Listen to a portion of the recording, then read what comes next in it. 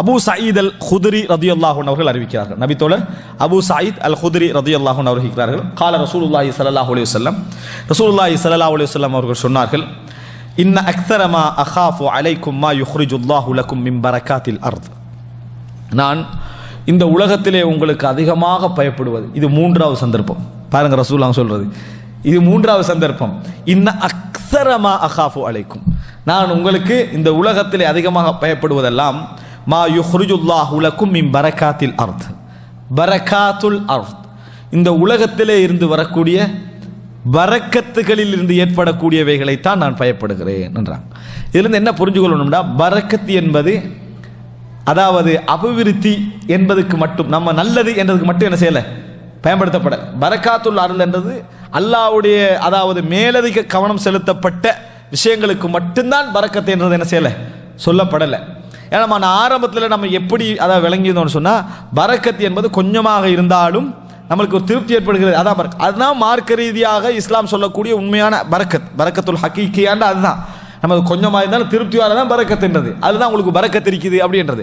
ஆனால் பரக்கத்து என்ற சொல் அதுக்கு மட்டும் என்ன செய்யற யூஸ் பண்ணப்படுவது கிடையாது. உலகத்தில் எங்களுக்கு கிடைக்கக்கூடிய எல்லாவற்றுக்கும் பயப்படுது. அதனால தான் நம்ம என்ன சொல்லுவோம், பரக்கத்தா கிடைச்சதுன்னு சொல்லுவோம். ரைட்டா, என்ன கிடைச்சது, பரக்கத்தா கிடைச்சுன்னா என்ன, நிறைய கிடைச்சது, கொஞ்சம் கிடைச்சி திருப்தி கிடைச்சது பரக்கத்தா கிடைச்சதுன்னு சொல்ல மாட்டோம். அது மொழி அடிப்படையில் சொல்லக்கூடிய அர்த்தம். அந்த அடிப்படையில் ரசூலுல்லாஹ் சொல்றாங்க, இந்த உலகத்தில் இந்த பூமியிலிருந்து வரக்கூடிய பரக்கத்துக்களைத்தான் நான் பயப்படுகிறேன். இந்த பூமியிலிருந்து வரக்கூடிய பரக்கத்துக்கள் உங்களுக்கு கிடைக்குமே, அதைத்தான் நான் அதிகமாக நான் உங்களுக்கு பயப்படுகிறேன். என்ன, தங்கம் வெள்ளி இந்த உலகம் அனுபவிக்கக்கூடிய எல்லா விஷயங்களையும். அப்ப கீழே கேட்கப்படுகிறது, ஒமா பரக்காத்துல் அர்த். ரசூலுல்லாஹ்ட்டே கேட்கிறாங்க, அல்லாஹ்வின் தூதரே பரக்காத்துல் அர்த்னா என்ன, அருளுடைய பரக்கத் என்றால் என்ன? கால ஜஹ்ரத்து துன்யா. இமாம் புகாரி போட்ட தலைப்பு ஜஹ்ரத்து துன்யா, இந்த உலகத்துடைய கவர்ச்சி அப்படின்னாங்க ரசூலுல்லாஹ்.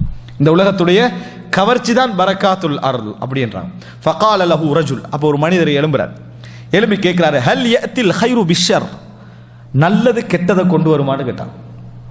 எப்படி சஹாபாக்கள் ரசூலுல்லாஹ் கேட்ட கேள்விகளை பாருங்க, ஹல் யத்தில் ஹைரு பிஷர். எனவே புரிஞ்சுக்கொள்ளணும், ரசூல் ஸல்லல்லாஹு அலைஹி வஸல்லம் அவர்கிட்ட கேட்கப்பட்ட கேள்விகள் அதாவது கன்செப்ஷனலாகவும் கேட்கப்பட்டிருக்கு. அப்படின்னா என்ன, தத்துவ ரீதியான கேள்விகள், நம்ம தியரி மாதிரி சொல்ற கேள்விகள், இதெல்லாம் ரசூலுல்லாஹ் கிட்ட கேட்கப்பட்டிருக்கு. அதனால தான் கேட்கிறாங்க, ஹல் யத்தில் ஹைரு பிஷர், ஹைர் ஷர்ரை கொண்டு வருமா? ரசூலுல்லாஹ் சொன்ன பதில் வஹீல இருந்து, ரசூலுல்லாஹ் சொன்ன பதில் வஹீல இருந்து. அதனால மார்க்கமே போதும் எங்களுக்கு நல்ல விஷயங்களுடைய அடிப்படைகளை புரிந்து கொள்வதற்கு, இந்த உலகத்துடைய பொதுவான விதியுடைய அடிப்படைகளை புரிந்து கொள்வதற்கு மார்க்கம் போதுமானது.